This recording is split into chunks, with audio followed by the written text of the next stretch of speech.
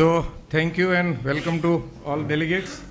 Rightly said by Dr. Pardesi sir, there are so many laws we have to observe during our OBGYN practice. Almost 153 laws are there which are applicable to our OBGYN practice. So, let us start with litigation-free gynec practice. And warm welcome all the delegates and wishing you a litigation-free practice. At the outset, I would like to thank with my co-moderator Dr. Girish, organizers and all the organizers of this event for inviting us to moderate this panel. So always I start with, in any panel, is it worth discussing medico-legal problems? Is it worth discussing? So common consensus is yes. Then why? If it is yes, then why? We learn from each other's experiences, and that is the best learning. Yeah, everybody doesn't want to have a bad experience on their own, so it's better that we learn from the other's experience and be matured enough. And believe me, the experience is not only bad, it is worst. I have seen patients when they call me upon for some their problem, they already have lost their appetite, they already have lost their sleep. Even a single paper of notice makes them restless, and naturally so, because we are fearing people, we are soft targets, and we really are afraid of medical litigations. And in each and every conference nowadays, we see that these medico-legal discussions are gaining importance, and they are getting, many more questions are coming. But believe me friends, with this short 40 minutes, we cannot come to any conclusion. And it's our usual, MC Patel will agree with me, and Gitendra will agree with me.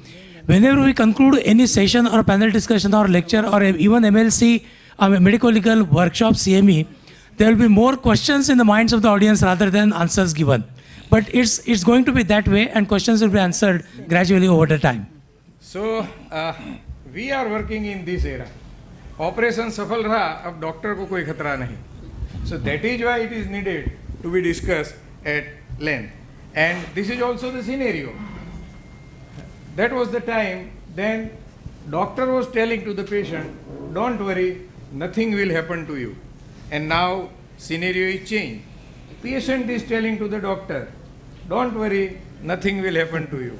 So we are working in this era, and medico-legal litigations are increasing in number constantly and steadily, and unluckily, we gynecologists rank first as far as medico-legal consequences are concerned. So, starting with this question. I will put a general question to the panel. So what do you think in gynec practice, the probable scenarios where there is a possibility of litigation against OBGYN? You stretch your imagination and tell me the situations, we'll come to the final conclusion. Yes, one by one. So any complication can lead you to a litigation. Yes, okay. We are jumping directly to the complications. Any other basic thing you will? Basic thing, any comment you have made also can lead to a complication. That is interpersonal relationship, isn't it? Exactly. Yeah, interpersonal relationship. Sir, if any consent is not taken, consent of the patient or relatives is not taken while shifting the patient from small sector to a tertiary sector, right? There also litigation. Consent is very important, and we are going to deal with that in some other time. Consent not taken can be a cause of because she should understand in her language. Or any complication or unexpected result, etc. That patient should understand in her language that what we are telling, what we are giving the options. Okay. If we I think we'll come to the consent. But I'll come to the consent in the second half. At the time of consent, let us come to the I would say, sir, communication and documentation. Wonderful. The C and D of obstetrics should be known. Sir, even before that, in our basic practice protocols, let us see what are the situations where we can land up. Well, it can be antenatal, it can be intrapartum, it can be postpartum, sudden death can be a cause of litigation, long-term prognosis, neonatal and infantile problems also will land up in situation, and investigation interpretations such as ultrasonography, gestational diabetes mellitus, and thyroid function test. So friends, you talk of complications, you talk of consent, but these are all situations where each and every step of our practice can land up us in medico-legal problems. Sir, most important thing is high bill. At the time of paying bill, the problem of litigation starts. Many And a time- every patient is a potential litigant nowadays. So exorbitant bill against unexpected result. That is the reason, one of the reason rather. And one of the reasons, can I tell one of the reasons? If some mishap occurs, Yes. then your act can predispose to litigation. And high risk and critically ill patient when we are treating, it becomes a potential situation as far as medical legal consequences are concerned. Because scenario is changed and attitude of the society towards medical fraternities like this, all are immortal until a doctor kills them. So that is why litigations are increasing in number. Let us see one of the very interesting case happened in city of Ahmedabad only. It was case of lower segment cesarean section. During cesarean section, bilateral uterine artery tear. Patient was RH negative. Blood was not ready. Cross match was not done. During shifting patient to the municipal medical hospital, patient expired on the way. Notice was served. Case was filed. Defense on part of doctor was advised elective cesarean section, but patient and relative refused, came in emergency, tried to manage for blood, but yet it was RH negative, couldn't manage blood in time. Inference held by court, PM examination showed intra-abdominal hemorrhage following negligent surgical procedure, no blood kept ready, and medical records not to be believed as record from gynecologists and anesthesiologists were contradictory. In this particular case, compensation of worth rupees 2,35,000 was awarded in favor of relative. So Now going back to the slides, what do the panelists think? What the things might have called the litigation? What are the things that have occurred wrong here? So where thing come from where thing went wrong? Yes. Immediately, you should have referred to a place where the blood is available. You shouldn't operate on a patient that's specifically RH negative one. So So before this, I think once If it is not available, it is not available. It will not be available anywhere. So ball I is have to a be thrown to another squad. just one. Now we are playing away. We have to learn to play a safe game where we have said that the patient has refused an elective LSCS. What proof do we have that you have actually counseled the patient and the patient has refused an elective planned LSCS with everything being kept Fine. ready? So I get 2 points here. One is she said, you must learn to say no. And that's what our profession has not been doing for decades or centuries together. You should know when to stop and you should learn to say no, yes, I can't, no, I can't do this. And that is very important in current scenario for the discussion.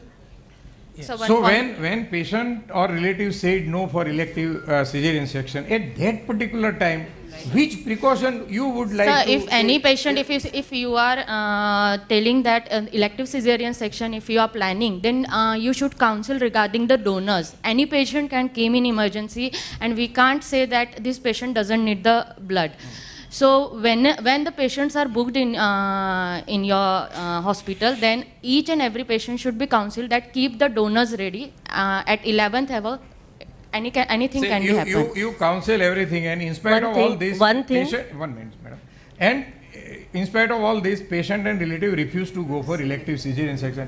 So at that particular point of time, We should have taken we should the take a which return. precaution you would like to take not to end up into litigation? We should take a written consent The consent that should have they taken. have been advised an elective cesarean section, but still they mean are negative consent. We Yeah, are not negative ready consent. to go for elective cesarean. If patient or relative refuses for negative consent, then what will you do? Take it in recording or video recording is equally important. If they are not willing to sign video recorded, sir, it is important. The court of that you show me proof that you've done it. Yes. Yes. End of matter. if they refuse a negative consent, we will not No, going one to treat more that thing. patient. I'm not going to treat you in emergency. One more thing. I request each one we have kept. We should be there, and as the things are recorded, we can show it to the court. They want evidence. Just you're saying I have told her, she refused. It doesn't stand in the court of law. There is one dictum which has everybody Sir, seen. most of the times it is, you are a lone gynecologist managing a lone setup, you don't have people around, and when such a case arises, it is very, very difficult for the gynecologist to take a consent. Moreover, she is more afraid that there can be an assault as to why are you not doing all this. So in considering all these situations, first you have to be very, very careful. In her ANC record only, you have to write many times that patient is not cooperative, patient has been advised such and such, she is not ready for all that. So that will stand as a added evidence to whatever you are doing. Yes. So ultimately it boils down to record keeping, right? So record keeping is very important because records speak for themselves. So can you, yes, Dr. Sharma. Sir, there is one technique. We usually advise people that whenever patient refuses to sign the refusal consent, it should be made an habit that patient should be counseled in presence of 2 witnesses. And simultaneously, when you document, take the signature of witness. So they will give witness in favor of you in the court of law that in my presence, doctor has explained. So if video counseling is not available, then this technique can be followed. So we, relative of the patient or any co-patient, relative of co-patient. Yes. So any visitor of hospital also you can take a signature as a witness. But at the same time, you should explain. If at all it is required, are you available to come in the court to give evidence or so? Otherwise, at that time, again there would be a problem. So the dictum comes is communication, documentation, documentation of communication, and communication of documentation. See, concluding this, as Dr. Girish told, no. Sir, actually, she flew away. She is now settled in USA. She left Ahmedabad. She settled in USA. So the problem with doctors are that we do not represent ourselves properly in the court of law. If this case would have been properly represented in court of law, the decision would have been different. Yes. So along with communication and documentation, the representation plays the main role.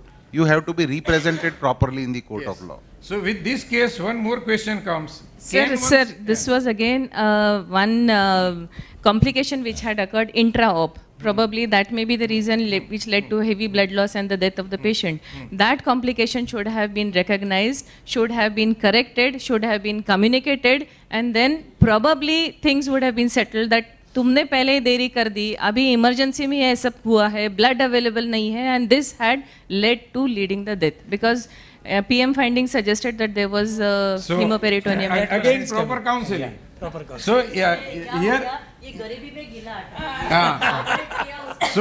So with this, one question comes: can one select patient or can one refuse to treat? You can select your patient except in emergencies. If it is a life-threatening emergency, regular patients, you have the right to select your patient. Yes. So it is cold patient, then you are at liberty to. In emergency, you do something which is life-saving to the patient.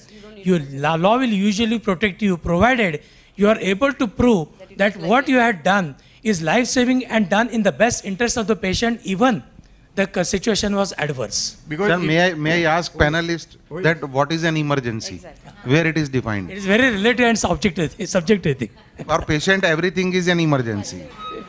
So, if patient had pain in abdomen for 3 days, and when it comes to you, then it is an emergency. For 3 days, there was no emergency. So it is like, so in Parliament it was passed that arbitrarily no physician shall refuse to treat patient in an emergency. So golden hour treatment is very much needed when you are facing emergency and then refer to higher center. But at the same time, when you are dealing with this golden hour treatment, many times patient may expire during that trial also.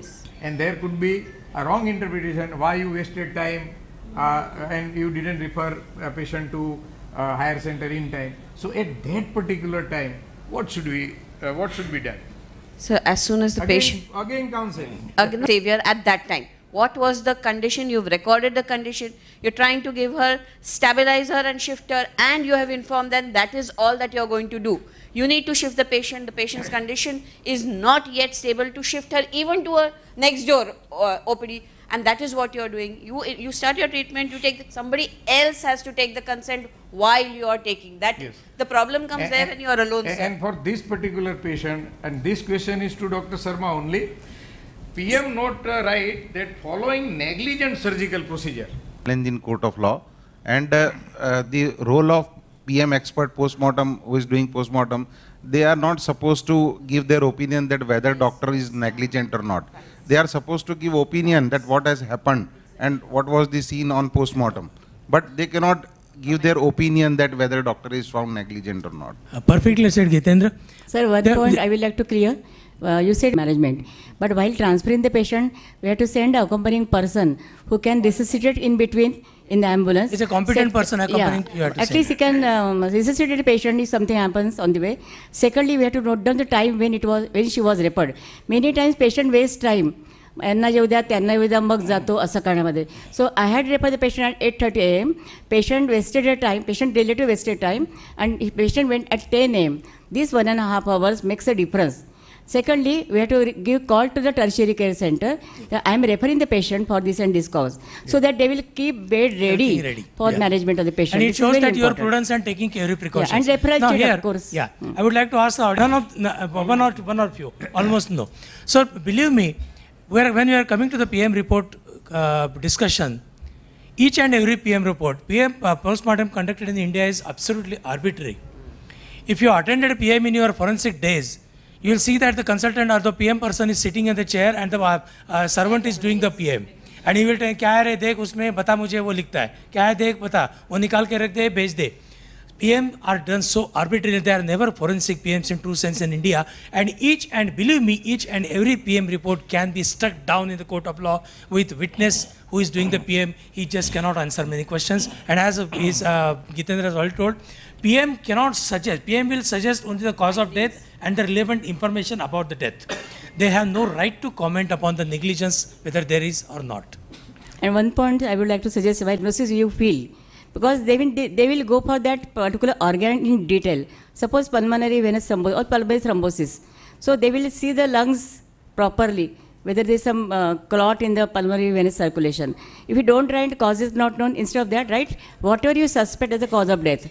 So that they will give attention more towards our, examining that area. Yeah. Of that, yeah. So, our observations are related to hemorrhage.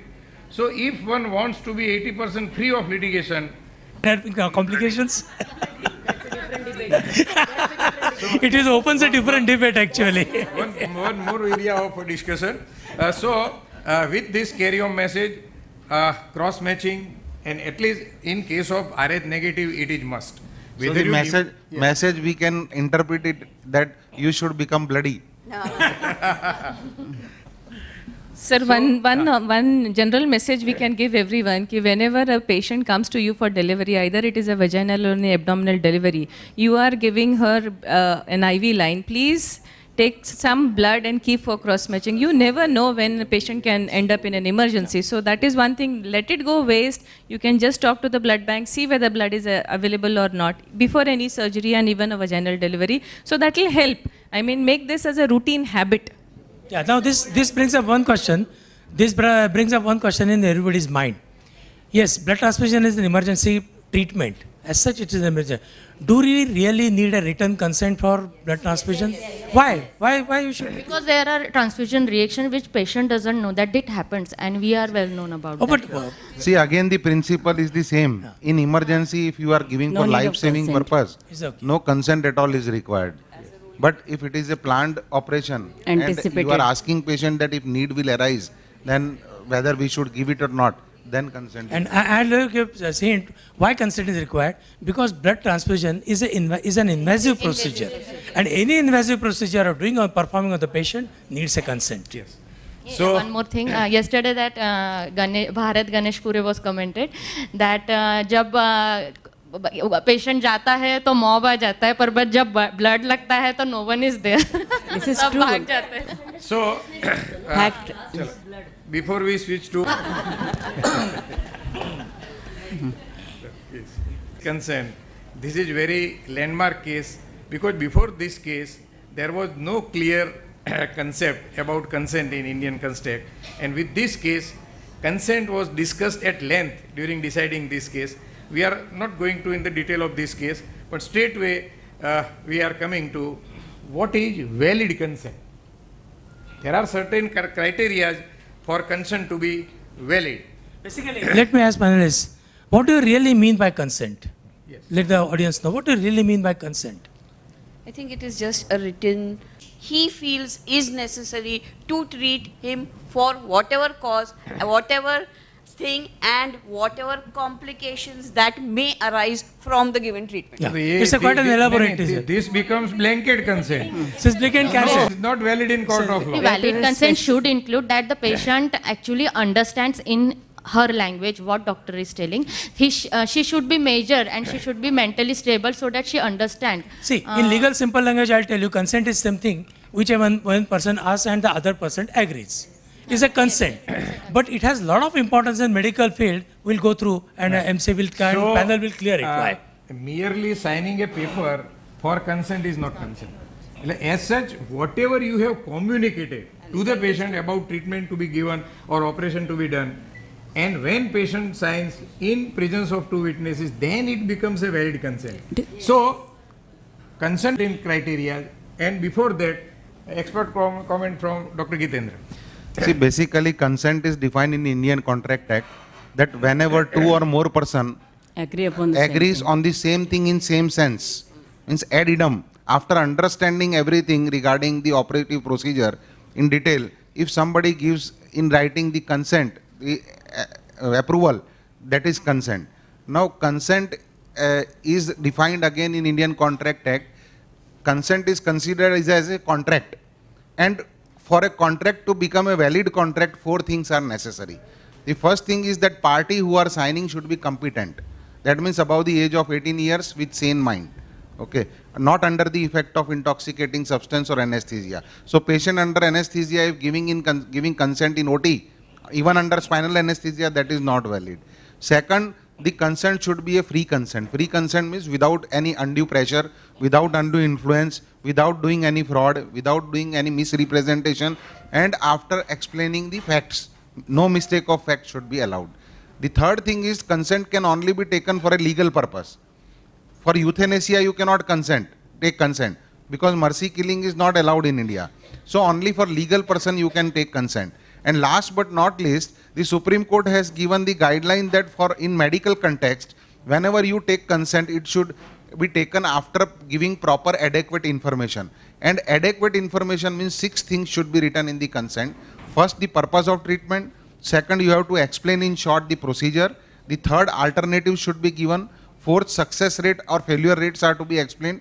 Fifth, risks of the procedure are to be explained. And finally, risk of not undergoing treatment are to be explained. So if you contain these 6 things, that is Who can give consent? Capacity, competence. It is specifically asked who can give consent. One can give on behalf of any patient? No, in an emergency, if the patient is not able to give consent, then someone else can give. But if the person is a major, 18 years, is sane mind, then only his consent. Themselves. Many times I see when there is cesarean section or some operation, they stop. Relatives are just witnesses. About this. Can minor girl, up to what age one can give consent? No, there is a concept of 12 to 18 years, you have to take the consent of the minor child also, if she is mature enough to understand what is happening with her. Sir Sarmaji, any expert comment? See, in Indian Penal Code, the age is about 12. So below 7, nobody can give on no evidence can be taken from the child below 7 years. Then 7 to 12, the court will appreciate that how much understanding is there. Only then the consent will be decided that whether, or the evidence will be decided that whether this person can give evidence or not. And above 12, court considers that every evidence given by the person above 12 years of age is allowed. So if patient refuses about 12 years, then that refusal is considered under law. So, but here is one question now. There is a requisition from the court or maybe from the police that this patient should be examined. and the patient is refusing. Now what, the doctor is in a catch-22 position. I mean, what he can do? The patient is refusing, the law is demanding. Sir, one thing is clear, whenever police comes with the patient and asks to do PM, There's no consent. then That is the message you have Yes. need to know. That's the so message you need to that know. is a legal burden on you, and you have no direct contract with the patient. Exactly. No preview of Exactly. contract with the patient. So if police demands something, you have to do it. That's the message to you all, because even if the patient is refusing, and if it's a demand of the law, you have to comply with the law rather than the consent and all these things. So for POXO Act, there is a rape case. For examination, for examination. I'm telling. Specifically, I have put this question. Yes. For examination only, if patient consent of who? Patient, guardian, who? Sarmaji. So even in first case, consent of parents should be taken. Sir, most of, but that minor is not ready to examine. Then, and we have to, we are imposed that we have to answer that question whether that girl is sexually abused or not, or only exploitation is there. Then what should mean? Either there is a written consent or we have to follow. So what See, for what to be done? Any panelist can answer it. To examine the girl, no? But We have to examine the girl. If she refuses, then what? Then if she is accompanying with the parents or with any colleague, no, but we have to do it. We are obligatory from the police, no? When We have to answer the questions when then. parents refuses, then what will you do? We have to Will do you it. explain something to parents? Yeah, we will assure them this is needed and it is for her safety only, no? Because What it is is mandatory obligatory. is- This what is is- mandatory on our part. What is mandatory is to giving first aid treatment, Right. managing the, if it is a minor girl. Examining The the, police has come with the girl now. if the police has come, there is no consent required. Even if she Yeah, we refuses, have to there is no examine. problem. We are obligatory on our But if part. it, But What Parallel panelists want to ask is, if the patient is not cooperative, We need to the girl is assure not her. cooperative, We what need you to are assure supposed to her. do? Even if police has brought patient to you for examination and to give evidence, patient, if she is more than 12, refuses or parents refuse, then, Sarmaji. So actually, sir, two things are there. The police bring the patient for that girl and parents to be taken. They say we don't want to go ahead, don't do examination because the patient is not cooperative. In one case, parents said ki examine the patient, madam. The patient was very, 9-10 years old. Then she was not cooperative. We give anesthesia, short GA, and examine the patient in OT. Because it was a case of rape, multiple injuries. Multiple injuries was there. And secondly, sir, if they counseling has to be done, if you negate the consent, this can occur. Otherwise, you can get justice by giving the consent so that we can examine the patient. It is very much to prove this case, evidences are required. This type of conversation we may have with the parents. And Yeah. we may... that police has come for examination. If police has order with them from the court, then we do not require any consent. Suppose police has only come with the patient and patient refuses for examination, you cannot examine. You have to get order from the court. There is Yeah. a principle of ethics, and the first principle is the principle of autonomy. Respect autonomy. So, if patient is about 12 years and refuses for examination, you should document it, you should take consent of refusal, you should not examine the patient. Then it is a duty of police to go to court and ask for the order. And if court gives order that even after refusal, the patient is to be examined, only then you should examine the patient. Otherwise, you should not examine. Police request. this Police is- request. that is There are two PSI. cases. There is a police. Listen to me. Listen to me. police station. There are two cases in it. There is a police requisition or a court order. Court order is an entirely different thing. You have to abide by it. Police requisitions, yes, you have some Consent is discretion. important. So, one more question. Does Supreme Court or law expect us to talk about all possible complications before going to go for consent at the time of counseling? Of course, yes. The court, Supreme Court, that you have to explain the normal routine side effects, and you should not explain side effect in such a way that patient refuses to undergo a treatment which is required. And on the other aspect, you should not explain the risk of not undergoing in such a treatment, that in such a way that patient becomes ready for a fanciful surgery which is not required at all. So they have categorically mentioned that a balance should be maintained. Now what is that balance is nowhere clear. So what we suggest that whenever you take consent in writing it should be exhaustive. So now next question is the same. Is written consent mandatory? Consent should be in writing only? Or we can Sir, we go consent with can be oral, consent can be oral, consent can be written, but definitely written consent always carries a weightage and it is more effective in the court of law as an evidence, because oral consent can always be, I mean, it may be denied, it may be denied. Whenever it is an invasive procedure and an operative procedure which is required, there a written consent is mandatory. But in your routine OPD procedures, everything does not require a written consent. Physical examination actually doesn't come to you. Implied consent. Implied consent. But there are certain Time remaining is very less. We have to be fast, sir. How about 5 minutes? Yes, 5 minutes. We will later. Organ transplantation, PCPNDT Act, sonography of antenatal patient and MTP. Taken. So it is always advisable, even if it is not mandatory, it is always advisable to go for written consent. Can consent be taken by assistant doctor, or is it necessary that consent should be taken by the person who is going to operate or going to go for any procedure?